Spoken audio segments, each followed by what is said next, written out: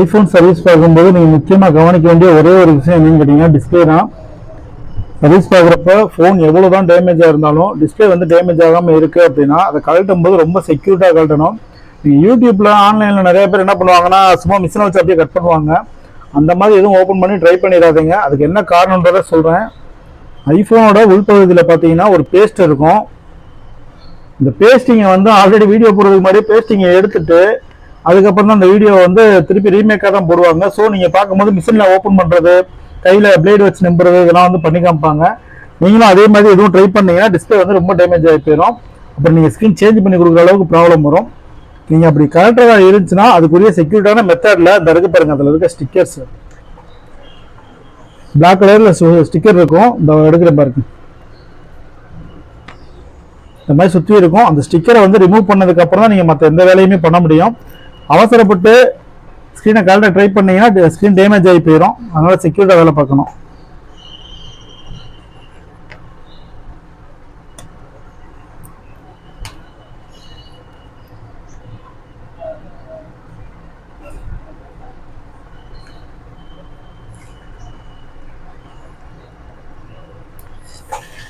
அதே மாதிரி இன்னர் சைடில் ஏதாவது போர்டு சம்பந்தமாகவோ இல்லை வேறு ஏதாவது நீங்கள் ஒர்க் பார்க்குற மாதிரி இருந்துச்சுன்னா ஸ்க்ரீனை ஃபஸ்ட்டு ரீப்ளேஸ் பண்ணி வச்சுருங்க. ஏன்னா ஸ்க்ரீனை வச்சுக்கிட்டே நீங்கள் எந்த ஒரு வேலையும் பார்க்கக்கூடாது. ஐஃபோன் கலெக்டராக இருந்தால் அதுக்குரிய டூல் கிட் இருக்கும். அந்த டூல் கிட் மட்டும் பயன்படுத்துங்க. வேறு எந்த டூலுமே அதுக்கு சேராது ஐஃபோனை பொறுத்த வரைக்கும். ஸ்க்ரீனை நீங்கள் கழட்டி வச்சுட்டு நீங்கள் என்ன வேலை வேணாலும் பார்த்துக்கலாம்.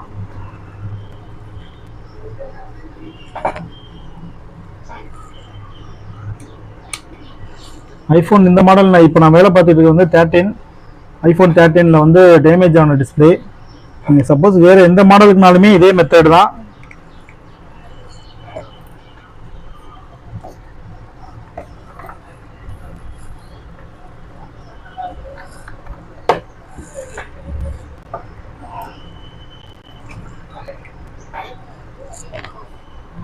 ஸ்ட்ரிப்லாம் பார்த்தீங்கன்னா ரொம்ப மைல்டாக இருக்கும். நரம்பு மாதிரி தான் கொடுத்துருப்பாங்க. அவசரப்பட்டு எதையுமே டக்குன்னு நீங்கள் இழுத்துடக்கூடாது. டிஸ்பிளே கட்டுறதுக்கு முன்னாடி இந்த மாதிரி பிளேடு இருக்கும். இந்த பிளேடை எடுக்கணும். பிளேடை எடுத்ததுக்கு அப்புறம் தான் நீங்கள் உள்ளே இருக்க ஒவ்வொரு ஆப்ஷனையும் கழட்டி விடணும்.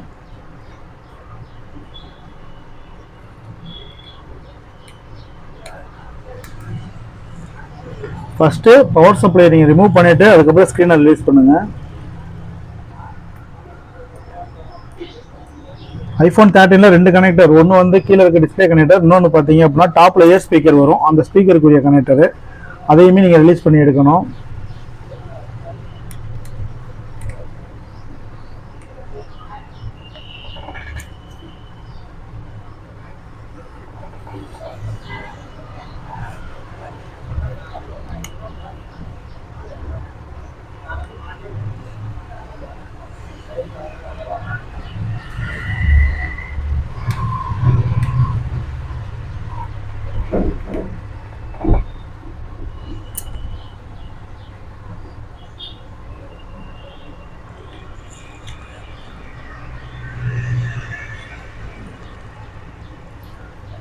இப்போ ஸ்க்ரீன் எல்லாத்தையுமே நம்ம கழட்ட போகிறோம்.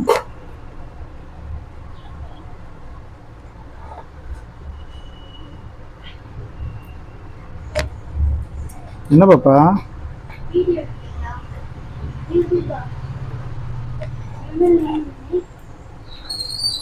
அது ஃபோன் நம்பர் இருக்கா? அதுதான் என் ஐடி.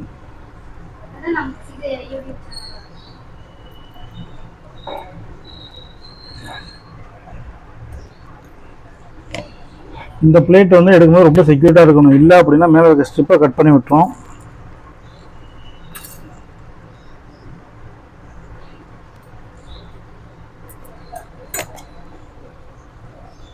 டிஸ்பிளேவை நம்ம தனியாக எடுத்துட்டோம். இது ஒரு கனெக்டர், இது ஒரு கனெக்டர்.